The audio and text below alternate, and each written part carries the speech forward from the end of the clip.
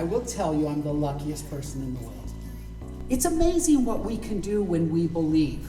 And when we work hard work manufactures luck.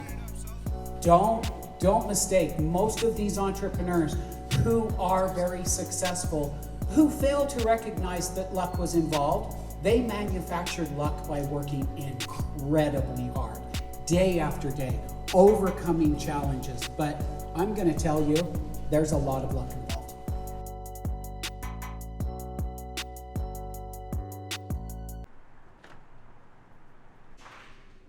Hey yo, Viddy Studio squad up in iHub, let's go. Here we go. How you doing?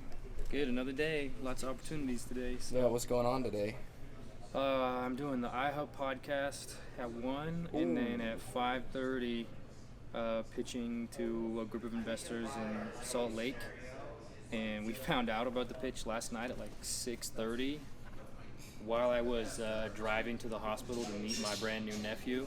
Hey yo. So New nephew drop. I know, right? So anyway, it's gonna be crazy because this will be the first time that I pitch it in this sort of setting, and we gotta have a pitch deck done by 1 o'clock, and that's also the time of the podcast. So there's a lot to get done in the next 2 hours. And then also there's this Rev Road event with Corbin Church. We're about to hear a little bit about his story. I think this is going to be like an hour hearing from Corbin. Afterwards, I've started working on the pitch deck. So we can go into working on that for a little bit, prep for your podcast, and then make it happen. But we're here. Yeah. In iHub. It'll be a crazy day. Crazy day. Welcome to Startup Stories. This is sponsored by Rev Road. My name is Christine Whitfeld. I'm the Chief Marketing Officer at Rev Road. Today, we are really excited to kick off a new partnership with iHub, who is our venue sponsor for Startup Stories. So we will be here every first Thursday of the month. We've actually worked together at 2 different startups, both of which had successful exits, one of which he was the CEO at, and one of which I was the CEO at. So I'm excited to hear him share his stories with all of us. And please welcome Brittany and Corbin to the stage. What's your good side? She's back there. Okay. Perfect. True. All right, I'm super excited for today. Most of you probably are familiar with Corbin, and that's why you attracted such a large crowd today. So why don't you start by just giving us a little bit of background, kind of how you jumped into entrepreneurship, and just kind of what industries and things like that you worked in. Gladly. For some of us, entrepreneurism is a bit innate. Some people find it along their path in life. For me, it was more innate. My father was a bit entrepreneurial.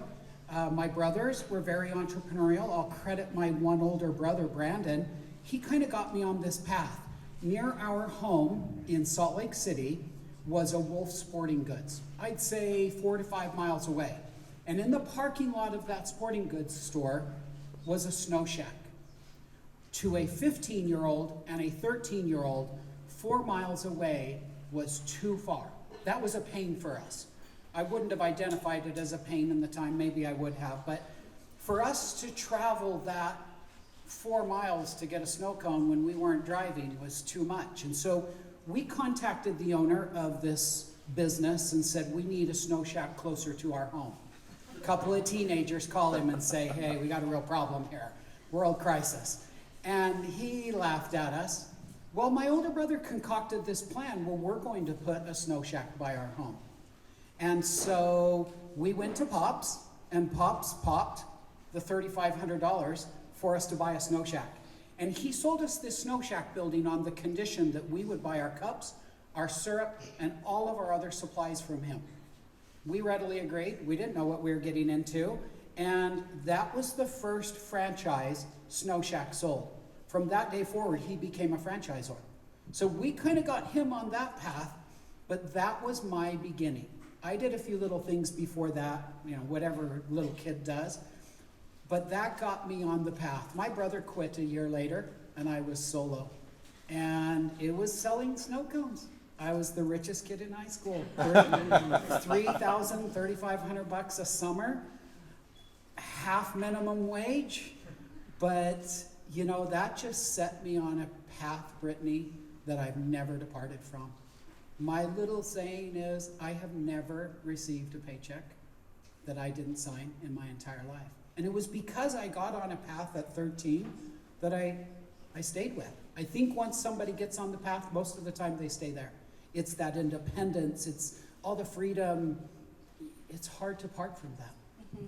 So after your snow cone shack, list off some of the other industries, because you've had many ventures across a wide variety of industries. So just list off a few of those so we can get a better picture. All right, I'll preface it with this. I often hear people give the advice, find something you love, find a space you love and pursue that. And I think that's good advice. But I will tell you that more often it's opportunity than it is pursuing something specific. Opportunities are going to come your way. And if you're looking, if you're paying attention, you're gonna pounce on those opportunities. So as I share with you industries that I've been in, you're gonna find I'm an opportunist.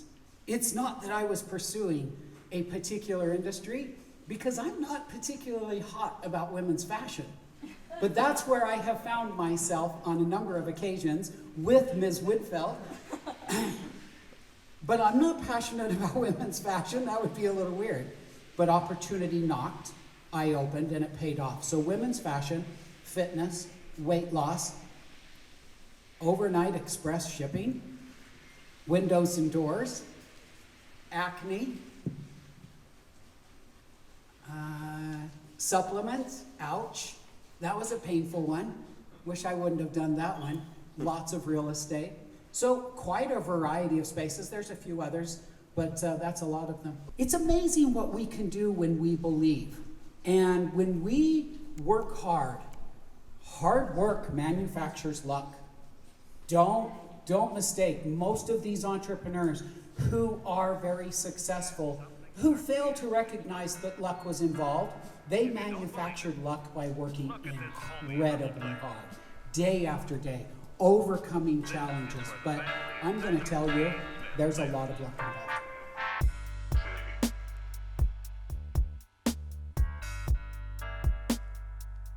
All right, Kens, how you feeling? Good, dude. I love being on podcasts. They're fun. So this will be a good time. It's cool. We've seen a bunch of other iHub companies on here, and they're awesome. So I'm excited. It'll be fun. Yes, sir. How's it going? Little BTS, right? Yeah, what are you most nervous about, right? Kens? Usually it's me behind the scenes. Hopefully he doesn't ask me.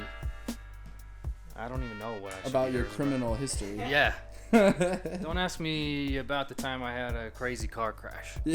Well, actually, First question. maybe you should ask him, because that's a pretty crazy story.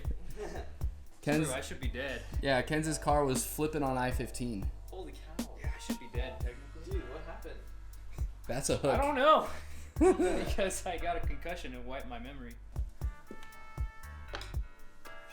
You should get a shot of her. If you come over here, Yeah. I think it was my favorite part. Is just watching Yeah, seeing the monitors stuff there. on the monitors. It's cool. Yeah. This diffuser's huge. It is. It's huge. How long did it take to get this all set up? Months. Yeah. It took a long time. Yeah. Yeah. I mean, part of it was like, I had to learn how to use this stuff. Yeah. So Corbin got it all and was like, here, go figure it out.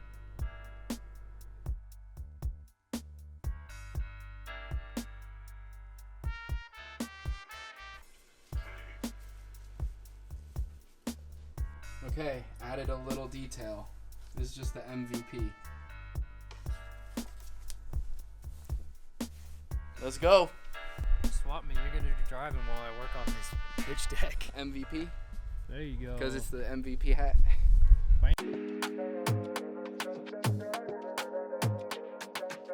T-minus 30 minutes till pitch. Not ready, but we're gonna do it. My name is Kensington Rose, and I'm a co-founder of Viddy Studio, and we're building software tools to help create high-quality videos more consistently.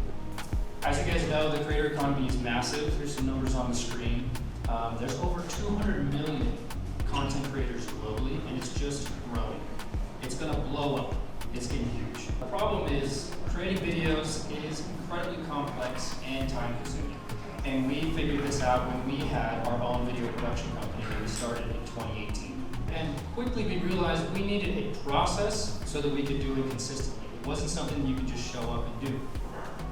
And often the slowest part was editing. And that is where the first idea for Viddy Studio started.